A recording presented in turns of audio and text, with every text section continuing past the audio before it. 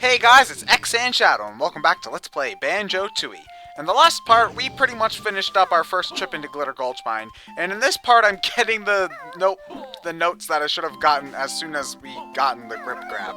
Meaning, right after we beat Mayhem Temple. On top of this Jinjo house, as I'm pretty sure I mentioned before, is a treble cleft. And treble clefts are kind of like your normal note clusters, only they are worth 20 notes instead of 5. So you're going to want to pick that up. That's not too easy to miss, because you go back to you start every game. Time you turn the game on, you start in Jinjo Village, and as you walk forward, I'm pretty sure that you'll be able to see the top of that house and see the treble cleft on top of it. But if you're not paying attention, you can miss it. So just make sure to pick that up, because every note that you get can help later on. Because while the notes are very easy to find in early levels, they become a little bit more annoying to find in later ones. Now, you shouldn't really have any problem finding notes as long as you're looking everywhere. But if you miss a couple, it's good to have some easy ones that you can get on the Isle of Hags, just to give you that little extra oomph you might need to get an ability later in the game. Anywho, now we are playing the same exact puzzle mini game that we had earlier, but now we're unlocking the third world instead of the last one. And this is a problem that I think happens in a lot of the puzzle games, is that a lot of the times it's just one plain textured background. So even though the texture's repeated, it kind of looks like the puzzles look like they could be in multiple places at once, especially since the thing's moving around and it's not just one stable picture. Like, earlier I had one puzzle piece and there were like 3 different places where I thought that it could go, but only one of them fit, because, you know, there's only one piece to the puzzle. It's not too bad. You shouldn't have too much of a trouble with it, because I'm pretty sure that it's the same pieces every single time you play the game. So, and I'm pretty sure that they start on the same spot. So if you're having trouble with it, just sheer force of memorization should get you past that. But the mini game here, like the one that gives you the level that you're supposed to unlock, is never really too bad. So you shouldn't really have that much of a problem with it. And oh god, those tree textures look terrible. Yeah, way back in the N64 days, they had to describe how there should be a boundary to our walls, and the boundary here just happened to be very flat 2D trees. Yeah, I'm not proud of it either, but technology has certainly come a long way, hasn't it? You know, we've gone from trees that are supposed to mark the exit of the area to just plain old invisible walls. Yeah, I'm not sure if we've really actually improved all that much since back then, actually. Well, that's just something to stew about later on. Anywho, now we've unlocked the 3rd level of the game. Really, we could unlock the 4th level of the game and just skip the... Oh man, enemy AI is just like, we went into the silo, just like, what do I do? He's gone, what do I do? I don't know what my purpose in life is anymore. So anyway, in order to get past this section of the level, you're going to need fire eggs and egg aim. Fire eggs are literally right to the right of Glitter Gulch Mine, and you should have egg aim by this point. I think that there's probably a way to MacGyver your way to doing it without egg aim, but seeing as egg aim is one of the best power-ups in the entire game, meaning it's one of the most useful power-ups in the entire game, meaning it's pretty much fucking mandatory, you should already have it at this point. And here we have Pine Grove. You'll see to your left that we actually have a Humba hut there. Yes, you can actually use Humba and Mumbo outside of stages. However, their abilities are pretty limited. Like Mumbo, you can only use Mumbo in the area in the Isle of Hags where you find him, so you pretty much use him for one Jiggy. And Humba is a bit of a special case, but we'll talk about her later, because to unlock Humba's services in this area, you need to go on a pretty extensive side quest that you won't be able to complete for another pretty long while, actually. I'm pretty sure we've got like another couple of levels before we can finish what happens in Humba's side quest. So don't worry too much about her. What she does is completely optional. You don't need it for any Jiggies or Cheeto pages or anything. It's pretty... I don't think it even counts for your 100% completion, unless if you're 100% complete in the eyes of like yourself, because it's just like, I need to find the secret because 100% and shit. Anywho, yeah, don't worry about her too much. I'll show off what she does later. Anyway, what Jam Jars just gave us is the best egg power-up in the entire game. These are grenade eggs, and when you shoot them, they go boom, and that's fucking awesome. You're gonna use these a lot, because you use them in tons of puzzles. They can pretty much kill any enemy, even the more resilient ones, in one hit, and they kick fucking ass during boss fights. The only real troubling thing about them is they're somewhat low ammo counts. Like right now we've only got 25 of them, so we've got one grenade egg for every 4 blue eggs that we have. But you don't really need to worry about them too much, because there are egg power-ups all over the place. And while you will need to wait around to have it switch to the grenade egg pickups as opposed to the fire or normal egg pickups, it's still not that big of a deal. You're gonna want to pick up those grenade eggs as much as possible. Don't even bother switching to anything else unless if you need it for a specific puzzle, really. Grenade eggs kick ass. They get my TED seal of approval. Anywho, if you want to get burgers, and I'll tell you why you need to get burgers when it becomes relevant.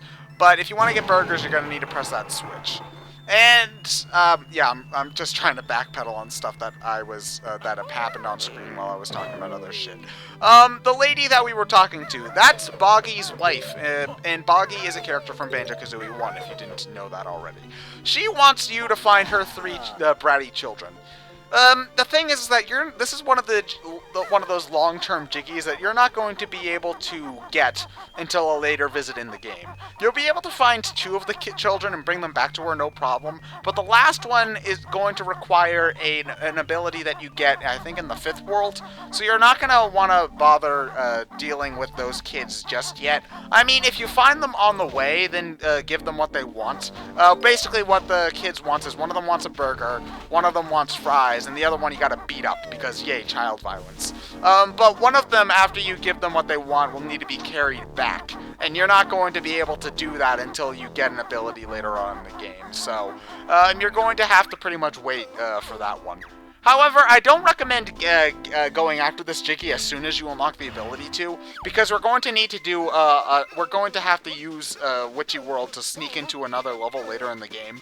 So I recommend, and to do that, you're going to need an ability from a level that you get after the ability you need to complete the bear side quest. I know I'm being kind of confusing here. But basically what I'm saying is hold off until you can do everything in Witchyworld at once. That's the way to say it that makes the most sense, I guess. But anyway, what we got right there was the split-up power-up, and I'm pretty sure that this was the power-up that they advertised a lot when this game was coming out. Basically, they made a big deal of Banjo and Kazooie aren't going to just work together, they're going to have to work on their own. And to do that, you gotta use the split-up power. Basically, what happens is every time you go to these split-up pads, which are these red and blue pads with Kazooie and Banjo faces on them, you stand on it and press the A button, I think, and then you'll split up. And then you can, and by splitting up, you control Banjo and Kazooie separately, obviously. Thing is, however, is that Banjo and Kazooie, while they lack most of the abilities that they can use together, like anything that you use with the Z button's pretty much gone. But, however, each of them has their own separate abilities that they can do. At this point, however, you can't do a whole lot with them because they're pretty bare bones. Like, you don't even have standard attacks with Banjo and Kazooie when you first get the split-up ability. I mean, you can shoot eggs if you're playing Kazooie alone, but Banjo doesn't have a single attack at this point. Thankfully, that's one of the upgrades you get here in Witchyworld, the 3rd level, is an ability for Banjo to attack on his own. But you could really just sort of skip that one, seeing as physical attacks aren't really mandatory as him at any point, really. Anyway, here we've got Big Al 2K6's burgers. I love the dialogue here, because how did you get a job in catering? I don't know, I used to clean out the toilets. This is why I love Banjo-Tooie's writing so much better than Banjo-Kazooie's. They actually take time to develop the characters a little bit. It's only a couple of lines, but it's still enough to get a joke in and get some character to these, well, characters. If you go back and you compare Banjo-Kazooie's writing, the characters would pretty much just say their name and what they do or what they want you to do, and that's it. They don't converse, they don't really crack jokes, it's just sort of very bare bones and stilted. By just giving them a few extra lines in Tooie, they make the world seem so much more fleshed out. Because here it's just like, it's not like that guy was just a burger vendor. If this were Banjo-Kazooie, he would just say, "Hi, I'm Big Al, I sell burgers. Do you want burgers? Yes. Here you go. Here are some burgers." In this game, they go out of their way to give him a personality, where he's coughing and he's a disgusting burger vendor. And for Salty Joe, they give him a personality where he's the sort of disgruntled fast food employee, and I can sympathize with him there. It's just, there's so much more characterization in this game. It's just, oh, so good. It makes me connect so much more with the world in this game when they've got actually take the time to flesh out the characters a little bit. And it doesn't bog down the gameplay at all in order to give them a personality. You know, you spend like 30 seconds talking to each people, and that's all you need. You don't need to rush to get all the writing out because it'll bog down the experience. No, I like the writing in this game, and I feel like we should have more of it. Anyway, yeah, I should stop ranting now. This is the fall of death. You need to climb all the way up and get that jiggy. But the problem is that if you fall, you take damage. So, since it takes a while, speed up!